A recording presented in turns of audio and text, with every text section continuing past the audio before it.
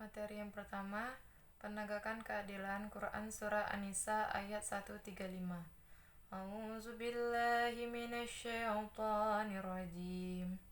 Bismillahirrahmanirrahim. Ya ayyuhallazina amanu kunu qawwaminal bil qisti syuhada'a lillahi walau ala anfusikum awil walidaini wal aqrabina iyakuna ghaniyan aw faqiran fallahu awla bima fala tattabi'u hawa an ta'dilun wa in ta'u aw tu'ridu fa innallaha kana bima ta'maluna khabir. Yang artinya, wahai orang-orang yang beriman, jadilah kamu orang yang benar-benar menegakkan keadilan, menjadi saksi karena Allah, biarpun terhadap dirimu sendiri atau ibu, bapak, dan kaum kerabatmu. Jika ia kaya ataupun miskin, maka Allah lebih tahu kemaslahatannya. Maka janganlah kamu mengikuti hawa nafsu karena ingin menyimpang dari kebenaran. Dan jika kamu memutarbalikkan kata-kata atau enggan menjadi saksi, maka sesungguhnya Allah adalah Maha mengetahui segala apa yang kamu kerjakan. Dengan ayat ini menjelaskan bahwa Allah Subhanahu wa taala memerintahkan supaya berlaku adil. Sebab tegaknya urusan masyarakat hanya akan tercapai karena keadilan. Demikian pula terpeliharanya peraturan di samping itu dalam penegakan keadilan terhadap kesaksian akan kebenaran karena Allah Subhanahu wa taala, baik terhadap diri sendiri, kedua orang tua, dan kaum kerabat, tanpa membedakan seseorang karena kejayaan atau kemiskinan.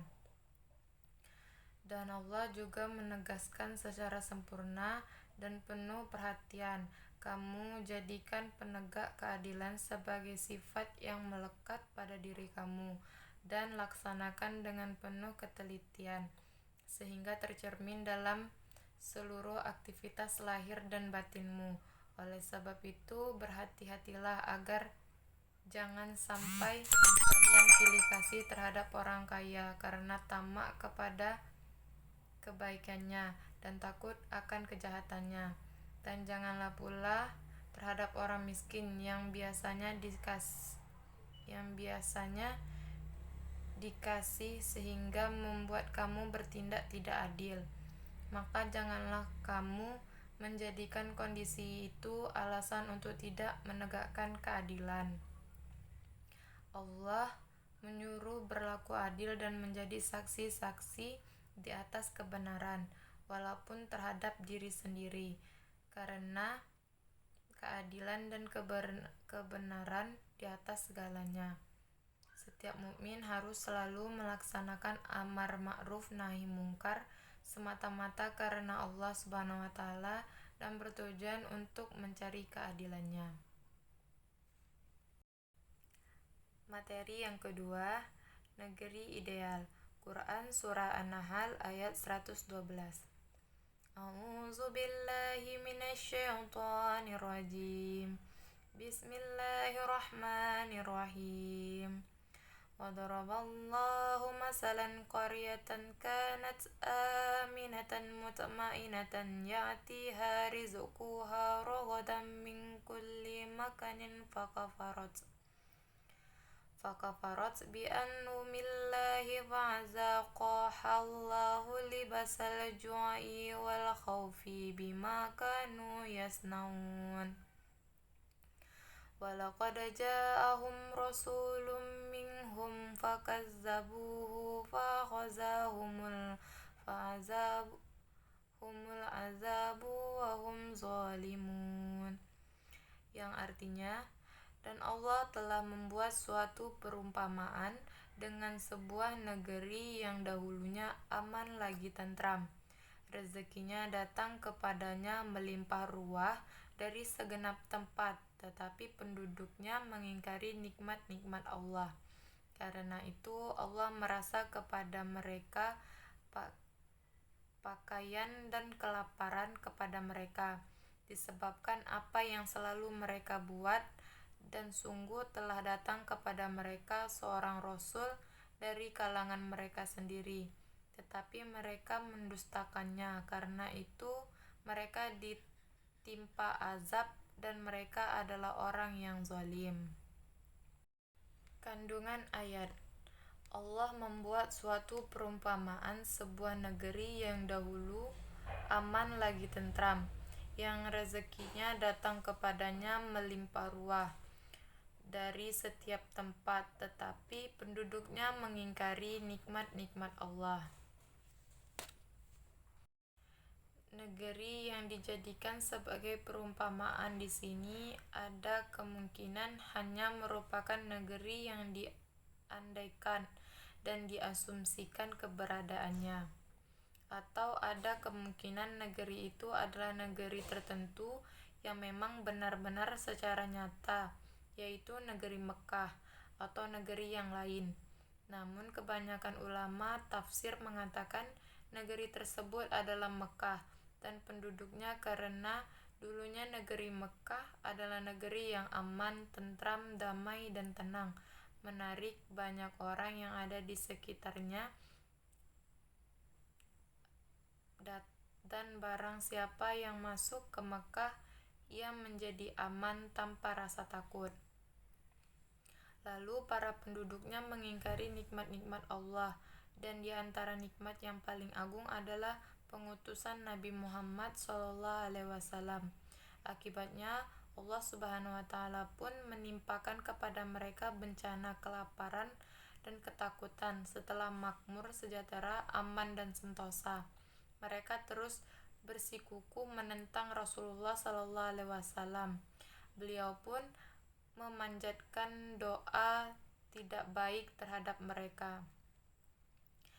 Tidak ada kezaliman yang lebih besar dari kezaliman kekafiran dan kedurhakaan kepada Allah Subhanahu wa Ta'ala. Azab atau hukuman adalah sesuai dengan perbuatan. Ketika penduduk negeri tersebut tidak mensyukuri nikmat dan mengingkarinya, mereka pun diberi ganti dengan sebaliknya, yaitu nikmat itu dihapus dan diganti dengan bencana dan kelaparan serta malapetaka. Materi yang ketiga, taat kepada ulil amri. An-Nisa ayat 59. A'udzu billahi minasyaitonir rajim. Bismillahirrahmanirrahim.